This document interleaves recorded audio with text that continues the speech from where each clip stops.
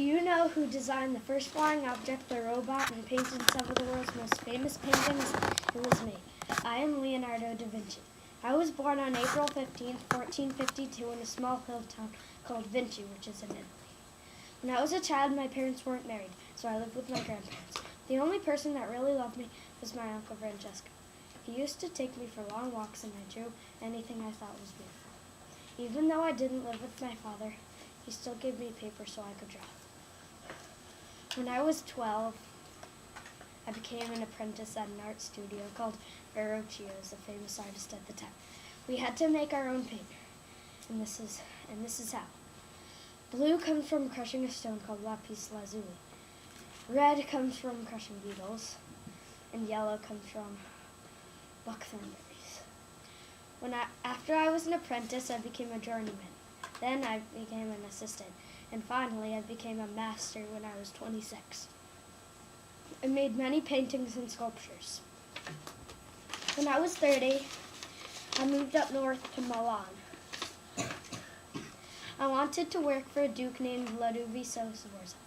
I achieved my goal. The duke hired me to make a sculpture of a horse. I managed to make the sculpture in clay, but my goal was to make it in bronze. The duke also hired me to paint a wall in his castle. I named it The Last Supper. Later on, I moved back to the French attacked. They destroyed the horse. They used it for target practice. I moved back to Florence with some of my friends. I took my notebooks with me. I wasn't only an artist, I was a scientist and inventor.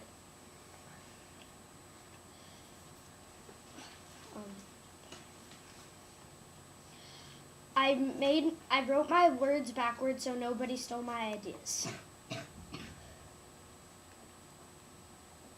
I started to paint the Mona Lisa. You like it? I tried to paint the town hall in Florence. We tried to dry the wall with fire, but this top half ended up all smoky and became a big mess. I gave up on that project. I did some things to make my bodies look more realistic in my paintings. One of the things I did was dissect human bodies so I could understand the human body, so I could make my paintings look more like real bodies. I moved to Amboise, a house guest of the King of France. Unfortunately, I died on May 2nd, 1519 at the age of 67. I was buried in a chapel in Amboise. Today, people think of me as a Renaissance man, meaning someone who can do anything. I should be remembered because I was one of the world's greatest artists, scientists, and inventors in the world.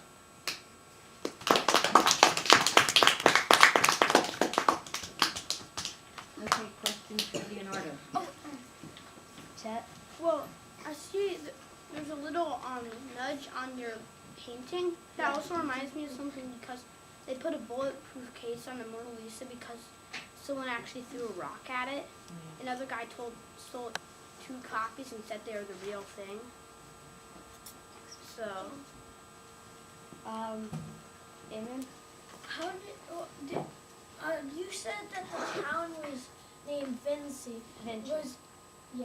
Was that the meaning of your last name? Yeah, Leonardo da Vinci means Leonardo of Vinci, because da is of in Italian. Maya? Well, you said you were a scientist and a what again? Inventor? Inventor? Yeah. Abby? Was that your first name? Yes? No. you don't just make a Mona Lisa. Chet? Well, how did you get that artifact of the Mona Lisa? I bought it. Well, no, I didn't buy it, but I made it, so. Seriously? I wanted to keep it. It was one of my greatest. Okay, Leonardo, can you tell us something about some of the inventions you made? Well, I designed the first flying object. It was kind of like a helicopter, except it was kind of like a room, and there were 2 propeller things on the top. I also design things that people have never made or even thought about today. Like one of the things, like these things you put on your feet and then you like walk on water kind of jet. Ooh, I forget. Anybody have any? Can you tell them when Leonardo da Vinci lived, so they get a perspective? Because history is a little bit hard for us. Well, he was born on April 15th, 1452. Okay, 1452. So this is, if we think about all the people we've been studying over the course of the last week, Leonardo da Vinci came first. Okay, so if you're putting in your timeline about all the people we've studied, 1452, 600 years ago. Does that make sense? Yeah. Okay, so he was an amazing gentleman for his time, and also if you think about him in today's world. And he died on 1519. 1519. Okay. So that's 67. When I went to Paris, like one of the required things that I did was see the Mona To see Lisa. the Mona Lisa. It's actually really not that big. Yeah, I know. The room's really big though, That's good. and That's there's good. virtually nothing else in it. Excellent. Okay. Any other questions for Leonardo? Questions for Leonardo? Okay, Leonardo, can you tell us why you think you should be remembered so we can take some notes about that? Because I was one of the world's greatest artists, inventors, and scientists.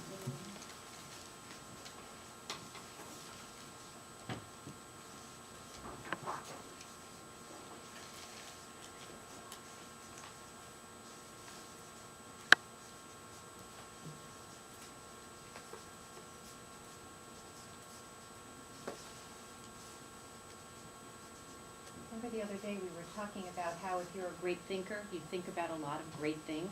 Leonardo da Vinci was one of our first heroes because he did all that. Not only, he wasn't just thinking about art, he was thinking about the world and the way it was.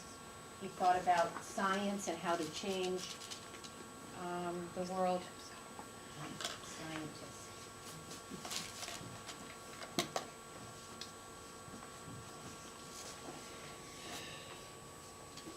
Can we give one more round of applause for Leonardo, please? Thank you, Scott. Scotty, I have one more comment. Okay, Yeah. yes. He should think with his beard. Yes, he should think. Can I want to keep this on. Yeah. It's kind of cool.